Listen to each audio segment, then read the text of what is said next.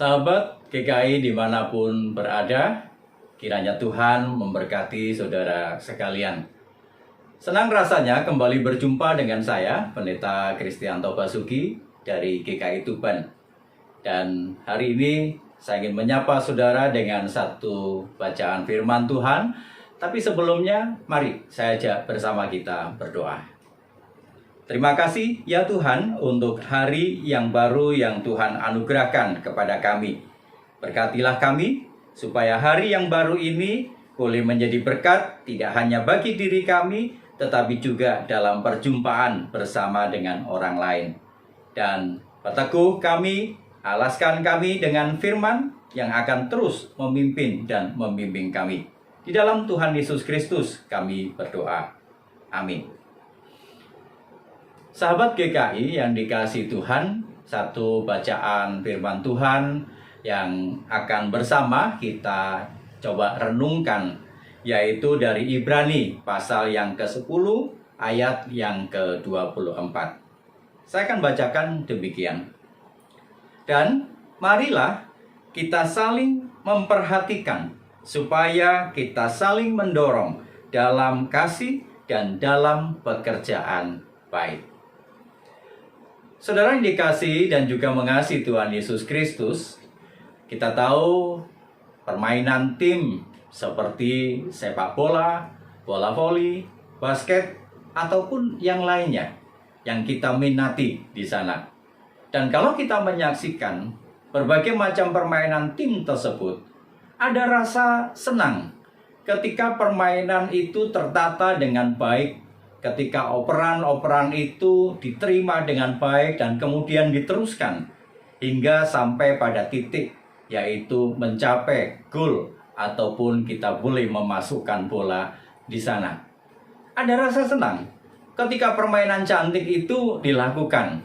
Semua saling menopang, mulai dari bagian belakang katakanlah kiper, kemudian bek pertahanan, tengah, dan juga sampai dengan ujung tombak.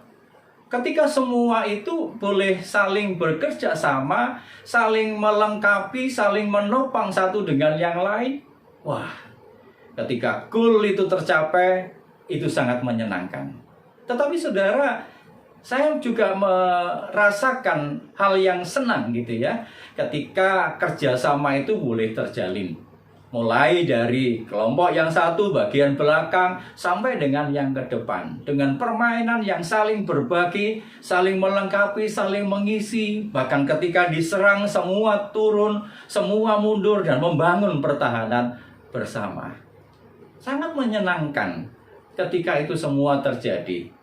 Soal gol, ya itu berdasar pada keuntungan ataupun bahkan upaya kerjasama yang rapi yang disusun dengan kecerdikan-kecerdikan. Tetapi yang saya mau sampaikan adalah kerjasama itu yang sangat menyenangkan jika bisa dibangun. Karena saudara, kita sadar, kita ini adalah makhluk sosial. Kita ini makhluk yang tidak bisa lepas dari orang lain. Tapi ada kalanya kita ini pernah merasa sendiri. Ada kalanya kita ini pernah merasa kesepian. Mungkin ada beban yang kita tanggung, ada permasalahan yang sedang kita pikul gitu ya. Dan ketika rasa kesendirian itu dan rasa kesepian itu mendera begitu berat, kita bisa mengatakan bahwa saya seorang diri. Saya tidak punya teman. Dan pada akhirnya ada banyak perbuatan yang tidak menyenangkan yang kemudian terjadi. Sampai pada seseorang bisa mengambil pada satu sikap untuk melakukan tindakan bunuh diri. Nah, saudara yang dikasihi Tuhan, kita kenal situasi yang seperti ini adalah situasi yang saat ini juga menjadi perhatian dari gereja. Bagaimana mental health itu? Bagaimana kesehatan mental yang coba untuk dikembangkan, untuk menjadi satu perhatian. Nah, kalau kita berjuang seorang diri, kita tidak saling memperhatikan satu dengan yang lain, bisa jadi perasaan kesepian, perasaan kesendirian itu mendera dalam hidup kita. Dan kita bisa mengambil satu sikap yang negatif. Saudara, penulis surat Ibrani mengatakan kepada kita, marilah kita saling memperhatikan.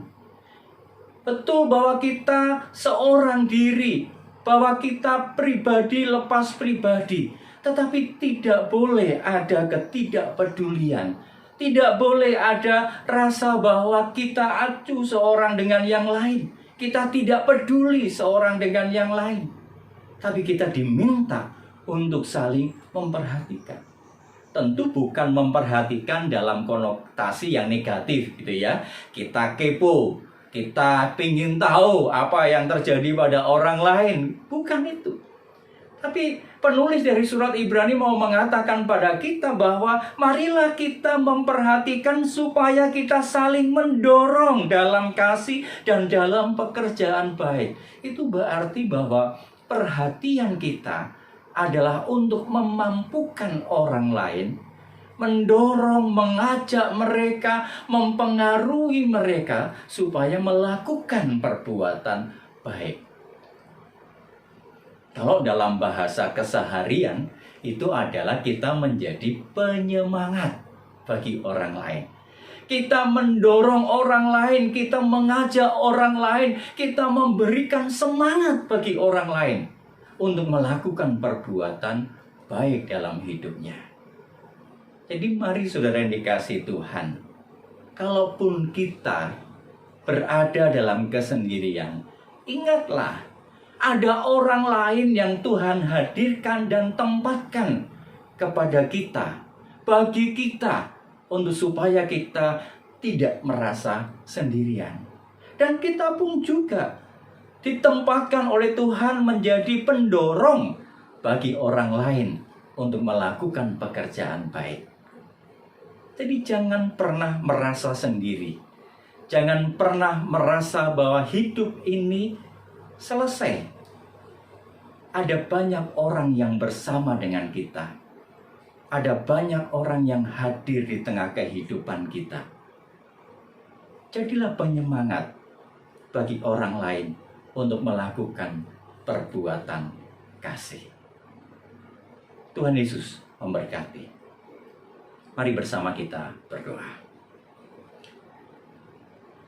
Tuhan, hadirkan kami di tengah dunia ini dengan sebuah rencana. Paling tidak, Tuhan sudah merencanakan hal yang baik untuk kami kerjakan. Maka kiranya kami boleh menjadi rekan sekerja Allah, melakukan perbuatan-perbuatan baik dalam hidup ini. Bahkan di tengah komunitas kami, bahkan kehadiran kami dimanapun, biarlah kami menjadi penyemangat bagi orang lain. Dan terlebih bagi diri kami sendiri, untuk kami tidak pernah berputus asa, menyerah dengan keadaan dan tantangan yang ada. Tetapi kami tetap mengerjakan pekerjaan baik yang sudah Tuhan persiapkan untuk kami lakukan. Tolonglah kami dan jadikanlah kami rekan, sahabat, penyemangat bagi orang di sekitar kami. Terima kasih Tuhan. Haleluya. Amin. Sahabat yang dikasihi Tuhan, tetaplah jadi penyemangat bagi orang yang ada di sekitar saudara. Tuhan Yesus memberkati.